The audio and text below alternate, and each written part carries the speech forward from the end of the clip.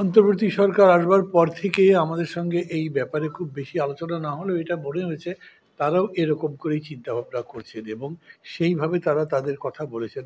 তারা সংস্কারিক কর্মসূচিতে একমত হয়েছেন এবং জানেন আস্তে আস্তে ১৩টা কমিশন করেছে তারা। এই ১৩টা কমিশনের কাজ কত লম্বা হবে, কত তাড়াতাড়ি করা যাবে না যাবে সেগুলো তো নির্ভর করছে যারা কমিশন পরিচালনা করছেন, সরকার পরিচালনা করছে তাদের যোগ্যতার উপরে, তাদের গতির উপরে নির্ভর করছে।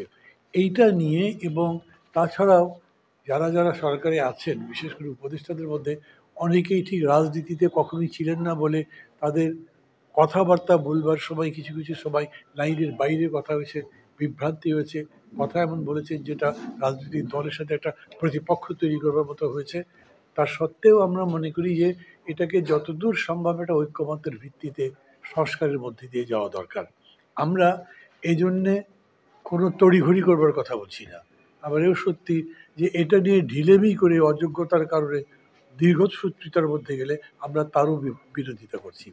এই কারণে ডক্টর ইউনূস যখন বক্তৃতায় বলেছেন যে উনি দুটো তিনটে বিষয়ে ফোকাস করে সংস্কারটা করতে চান এবং তার উপরে উনি সবার সাথে কথা বলে একটা ঐক্যমত্য করতে চান, একটা কমিশন করেছেন, নিজে তার প্রধান থাকবেন। আমরা মনে করছি সার্বিকভাবে এই বক্তব্যের সারবত্তা ভালো, লক্ষ্যটা ভালো।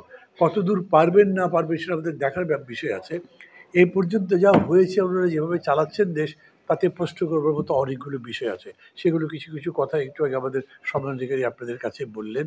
ইতিমধ্যে আমি দেখেছি, আজকে হয়তো আপনারা প্রথম আলোতেও দেখেছেন, সংস্কার কমিশন যে কাজগুলো করছে সেটা নিয়ে জনস্বাস্থ্য, স্বাস্থ্য, শিক্ষা এই সমস্ত প্রস্তাবনাগুলিতেই বিভিন্ন ধরনের প্রতিবাদ, ক্ষোভ, বিক্ষোভ এগুলোর কথা বলেছেন সবাই। জনপ্রশাসন আমি বলেছি, এগুলোর উপরে কথা বলেছেন। তাছাড়াও মানে একটা কমিশন গঠন করেছেন, সেই কমিশনের আলোকে আপনি বাকি কাঠামোটা সাজাবেন। দেখা গেল কমিশনের রিপোর্ট তৈরি হয়নি, তার আগেই আপনি কাঠামো সাজাবার মধ্যে লেগে গেছেন। এর মধ্যেও বেশ কিছু ব্যতিক্রম ইত্যাদি থাকতে পারে, যে কারণে আমরা সতর্কতার কথা বলছি, এই রকম করে চলবে না। জীবনের সাথে চলে